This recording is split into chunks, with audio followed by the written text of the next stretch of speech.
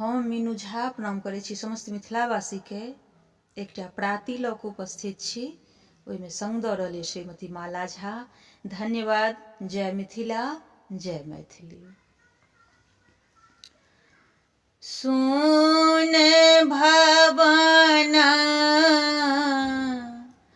भेल मोरा श्यामा बिनु, सुन भवन भेल मोर। अब के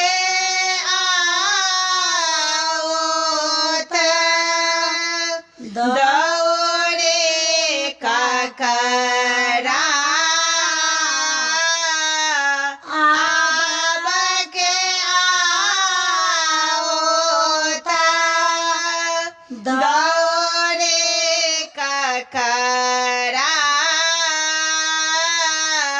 लपके झपके लेबा कोरा श्यामा बिनु, सुना भवन भेल मोर। अब के बजाओता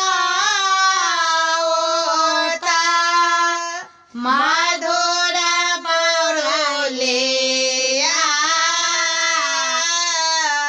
अब के बजाओता मधुर मुरलिया, ककरा चुमाबा दुनु ठोरा श्यामा बिनु, सुना भवन भेल मोर। आब के खायता घर सालुटेरा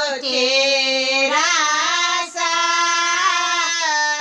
आब के खायता घर सालुटेरा सा, दूध दही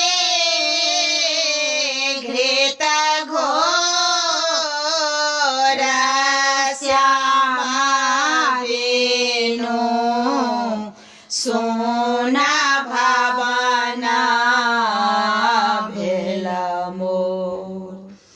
अब ककरा लाल बजायबा, अब ककरा लाल का बजायबा,